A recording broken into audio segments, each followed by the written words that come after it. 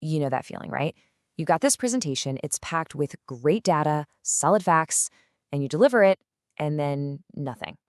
It just falls completely flat. Well, today, we're going to dive into a formula that takes a pitch like that and turns it into a powerful story that people actually remember. I mean, really think about that for a second.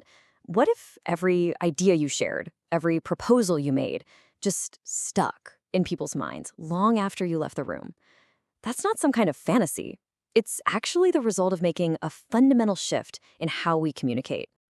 And this right here, this is the core shift we're talking about. So often, we're taught to just present the facts, be clinical, be data-driven. But the truth is, facts alone don't move people. To actually be persuasive, you have to tell a story, something that's narrative, emotional. And that gets right to the heart of the problem, doesn't it? Most pitches are just a data dump.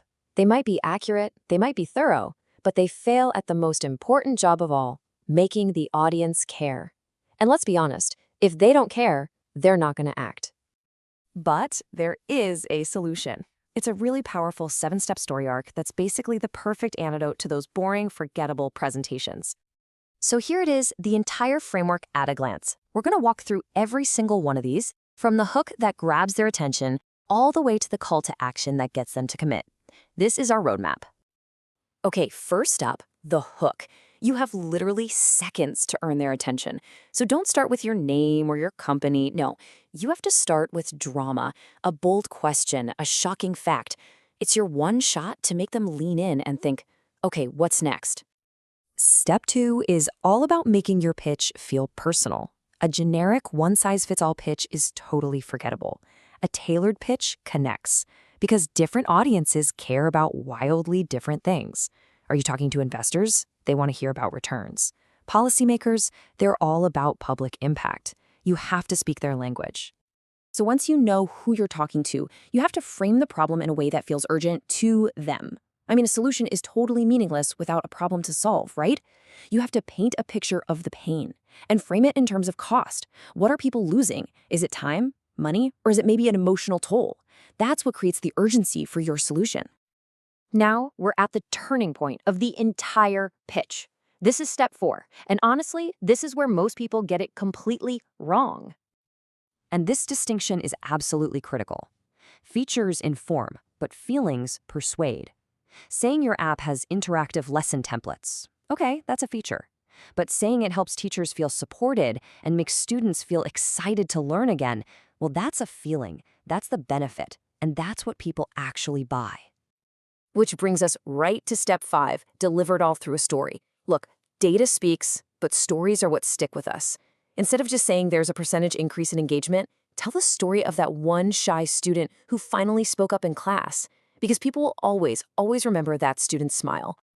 Okay, now we're getting to the most powerful, most aspirational part of this whole formula. This isn't just about solving a problem anymore. It's about transformation. And this gets to the very heart of step 6. You're not selling an app. You're selling the identity of an innovative teacher. You're not selling a service. You're selling the identity of a confident communicator.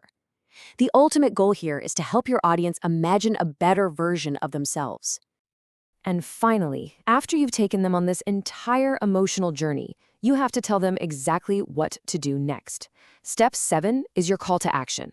Don't be vague, be direct, be specific, and make it a single, really doable next step. So, that's the theory, right? Sounds good on paper, but does it actually work in practice?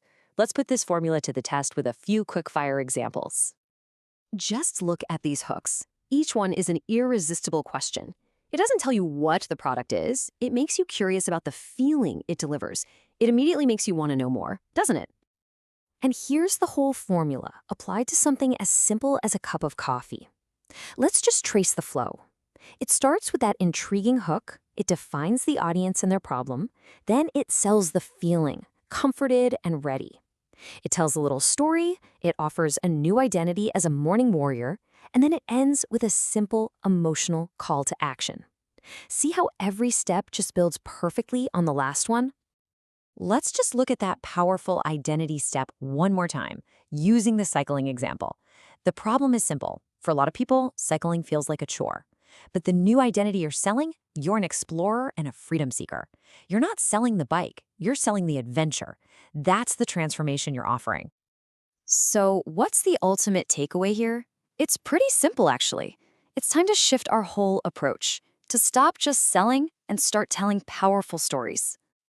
If you remember just one thing from all this, let it be this. Shift your entire focus away from the features, what your product does, and onto the transformation, what your audience becomes after they use it. That right there, that's the secret to a pitch that can never be forgotten. And that leaves us with just one final question to think about. Armed with this formula, what story will you tell?